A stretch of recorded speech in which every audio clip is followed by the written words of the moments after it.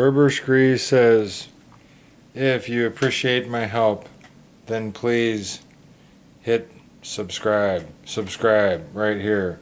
Subscribe. Oh, yep, right there, subscribe. And if you like, maybe it would be helpful if you also like. Please like. Thank you very much, says the Berber Scree bird. Hello, Mark Kilgore here. And what we are going to cover here is what to do or how to handle pets. What to do about or how to handle pets. Now, in the number one pet that people have is dogs, which I've got one, and we'll cover that. Probably the number two pet that people have is cats. They're going to have to figure out for themselves based upon the dog techniques. They're going to have to adapt some cat techniques for themselves. And then I've also got birds, and we will cover that. So, the birds are not nearly as much of a problem. Now I've got small birds. I've got the smallest birds that I've got are parakeets, and the largest birds that I've got are cockatiels.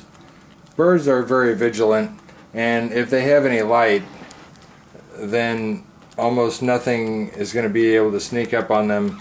And I don't usually keep my birds totally in the dark. Now, this setup right here that I've got with these paper towels is actually only for this setup that I've got up here is for Hisser, this gray bird actually, and the paper towels are just because she's older with a foot issue, so it's a little softer surface for her. But I've got her in a separate environment because she gets picked on by one of my other birds, and the other two birds have too much energy and end up messing with her also too much sometimes. Anyway, as far as I know, my birds never got bit one time. As far as did I ever find any bed bugs up here in this area, I have to say that I do not remember that I ever did, but I will say the last bed bug alive that I ever found in this war that I won was actually right here in my sink. He was trying to climb up the edge of the sink, and he was like what I would call a level 2 or something like that. Probably maybe he'd fed just one time, something like that. Okay, and I will also show you my other birds, which are downstairs. This is their normal spot. Normally I would not have a spot upstairs for them, but down here are these cages, and there's that Mr. Picker Honor, Berber Scree, and these are the little two Bros. Anyway, I don't think they've ever been hit, and they're not going to emit a lot of CO2. The main things that these bed bugs are going to track is CO2, so they're mostly going to be after and about the bedrooms. Got 3 bedrooms up here. 1, 2, 3. We're in mine, number 3 here. Okay, so how to handle pets. Now we're going to get into the dogs. Now, right now, what you're looking at here is not a bed bug ready setup, but I'm about to turn it immediately into bed bug ready setup. This is just a little bit sloppy here because we're past the bed bugs. So Sosa, can you go? Okay, go, go, go, little baby, go. Okay, go. All right, now we're going to get in bed bug setup, which means we're going to remove these towels here. We're going to remove this towel. We're going to remove this jacket, padding, and this sweatshirt. We're also, sorry Sosa, I was kicking my dog in the face inadvertently. And we're going to remove this padding. Okay. Excuse me, Sosa, get back and out of the picture, please. Thank you. We're going to throw this over here like it's dirty clothes. Why have I got my dirty clothes over there? That's That's because that's part of the protocol. So let's also, we'll just move this padding out of the way. Now, put the bed back where it's supposed to be.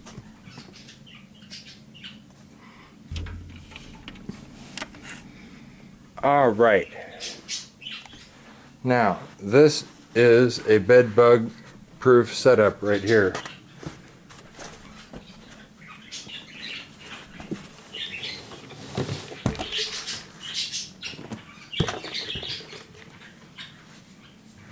Now, here's what we've done.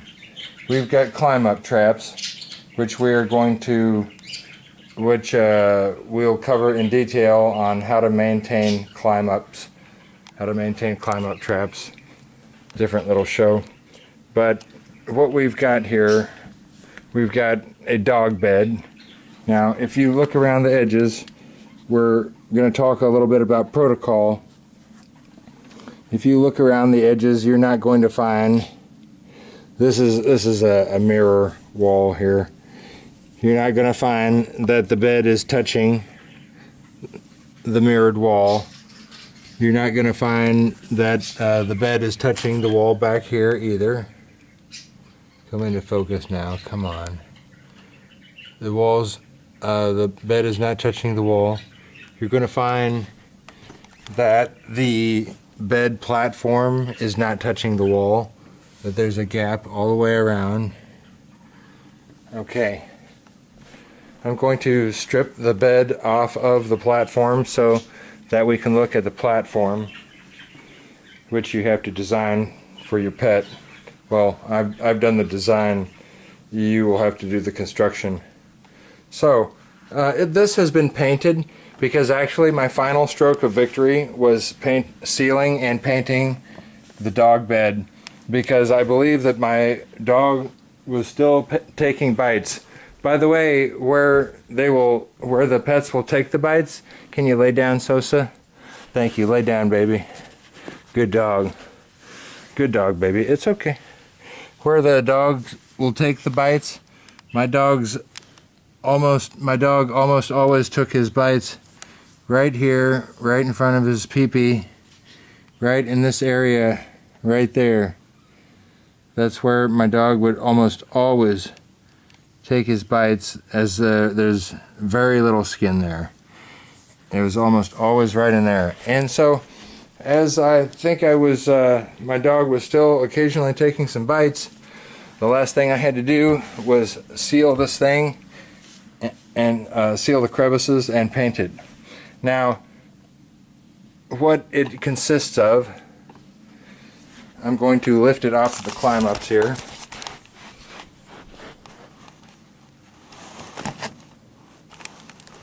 Sorry, you're going to be tilted for a second. Okay, you can see though still. Alright, I'm going to lift this off of the climb ups.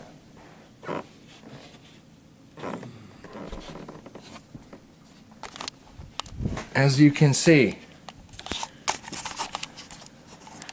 there are 6 climb ups, 1 for each leg. And now we're going to talk about the construction of this platform.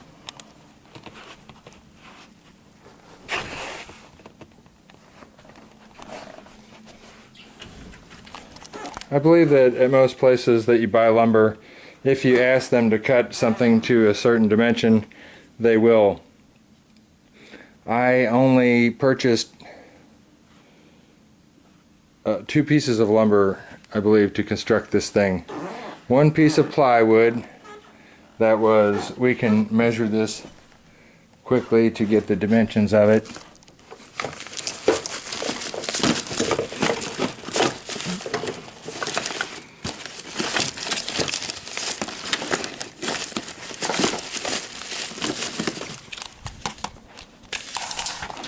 Okay, by the way, the size of my dog, he is a pit bull that is 70 pounds. He was 64 when I got him from my fiance. I've had him up to 72 or 73 pounds. So this is a 2-foot wide piece of plywood. and it was a length of, so I've got 38 inches there. I had them cut it once, so here's the second piece of length. That's about a little over 9.5 inches. So this was 38 plus a little over 9.5 inches, close to, maybe it was 48 inches long. So that's 4 feet by 2 feet. 4 feet by 2 feet, 4 feet by 2 feet dimension piece of plywood. The thickness, it doesn't have to be very thick, but I did get a little bit of thickness on this guy, just a 1/4 inch. Or this is a little less than a 1/4 inch. It's probably 3/16 of an inch thick. That's the minimum thickness that I would go to. It will bow a little bit with a dog this size when he steps on this center part of it here as to step up and step down. He actually, my Mr. Dog here, he was uncomfortable. His name's Sosa. He was uncomfortable the first time or two that he did it, but now he's completely used to it. It took no time at all. The second piece of wood was 1 inch by 1 inch piece of wood that was, I don't know, 4 or 6 feet long, and I had them cut it into sections that are, these don't have to be anything specific. I think I requested 6-inch long pieces. I would go at least 4-inch long. So then I had them cut that into 1, 2, 3, 4, 5, 6, and then the brace pieces, 7, 8 pieces here. And I connected them. Here's a steel connector plate with some screws and the epoxy that I squirted in over the top of that. When I sealed this thing, which you definitely want to do, otherwise your bed bugs can hide in here. And that's what I believe that they were doing. I believe that they were hiding in here. Plus this was plywood, which that means plywood is like the color of baby bed bugs. So I was giving them way too much to work with. Anyhow, I sealed it in on all the crevices. That would be around here, just any place that you can see some holes, any places that a bed bug could hide, you got to seal it up and do a good job like that. As a matter of fact, you might even spread some onto the wood. There's a hole there. A bed bug could hide in there. I think I did that, like right here, I did that a little bit. And that's why that's so smooth right there, as opposed to there's more of the typical plywood finish. Here because the dog likes to stretch and his nails hit things, you can see one of the nail heads. I just only, on these legs, I only put one decking screw, like 1 3/4 inch decking screw, I think. Just one down the center. That's how I fixed the legs onto there. All right. These were shorter screws that went in here, like probably of about 1 1/4 inch length, 1 inch, something like that. Then I painted this bed and let it dry, and that was my final stroke of victory. Now I'm going to reassemble the bed for you, and we're just about done.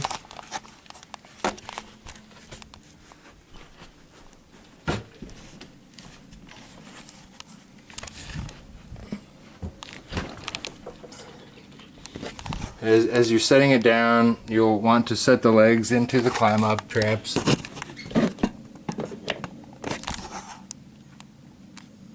Like so. Like so. You're going to miss on some, like this, so you'll want to straighten that up. Since my dog doesn't weigh well, he weighs like 70 pounds, okay? You got to check every one. Make sure that they're all in there, that the legs can move just like that. Make sure that you've got space there. I would recommend going with half an inch minimum, because the dog is going to get on the bed and he's going to move it around some inadvertently. Remember, the dog's not nearly as much into protocol and the knowledge as you are, so feller's got to count on you. Then you set the bed on there. Again, make sure that's not touching the wall. I make sure that the platform is closer to the wall than any part of the bed.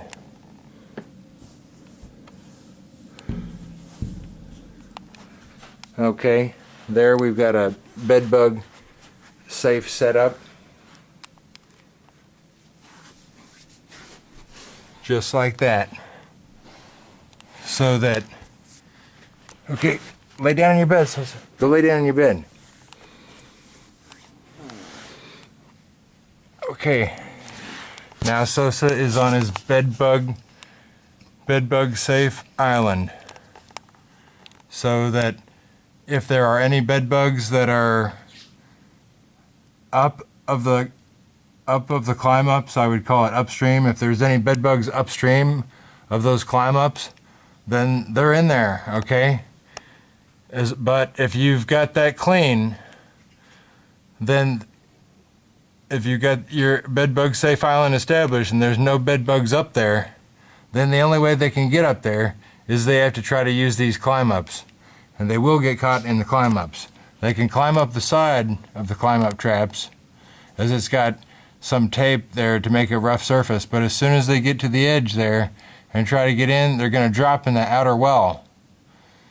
Don't think about them getting caught in the inner well, because why would they? They can walk straight up the legs, but they get caught in that thin outer well there. So that's how you take care of your pets, and you have to be on top of these guys constantly, because you come home and the bed's going to be moved around, or it's going to be touching the wall, or it's going to be a half off and it's going to be touching the floor. If you've got dog toys, you're going to have to keep them away from the bed. Now, also, if you have to get the bed, if you have to get the platform, let's just go through a little bit of steps here. If you have to cleanse, if you have to get the platform clean, then you heat treat it. Like when you're heat treating a room, you could stick it in there, or you can use a steamer. You could probably get away with a hair dryer just as long as any spot that they could be hiding, as long as you get it up to at least 120, let's just say 130 degrees. As long as you can get it up to 130 degrees, even for a few seconds, then they've got to die. So that's how you would re-cleanse the platform. And also, you have to do inspections all the time. Inspections and checking your protocol. You're never going to get rid of bed bugs without doing that, without establishing good protocol and without checking it. Now, as far as this bed here, you're going to have to check in the crevices, because these bed bugs love to hide in the crevices. You have to go around when you're inspecting. You have to be checking that out. You have to be looking under. You have to be one of the reasons why I bought this bed is because it actually doesn't provide a ton of crevices for them to hide in like a lot of them do. This thing zipped up, zipped up is how it needs to be. That's a violation. That's a protocol violation. Every time you see a protocol violation, you have to fix it. Right, little Sosa? That's right. A way that you can cleanse the bed, the way I would do it, is I would run it through the washer and then run it through the dryer. If you have your hot water up to 125 degrees or higher, which most people do, then that takes care, or Well, you can a lot. Let me put it this way. If you're fighting the bed bug war, you better have your hot water turned up to at least 130 degrees. Anyhow, so that would kill them in the washer, and also the dryer heat would kill them as well. Either one. So that's how you get it reestablished to a good condition with your dog bed and with your dog bed platform. And that's how you keep things good with your pets and the bed bugs. Again, the birds are easy. The dogs and the cats are a big problem, and they're going to probably be your weakest link in this whole fight. But we just love them so much, don't we? Don't we, Sosa? We just love these guys so much. You've been such a good guy. We're going to get you a Scooby snack. Yeah, we're going to get you a Scooby snack. You want a Scooby snack? Do you want a Scooby snack? Huh? You want a Scooby snack for being good? Get over here. Get over here. Get a Scooby snack. Get a Scooby snack. It's been so good.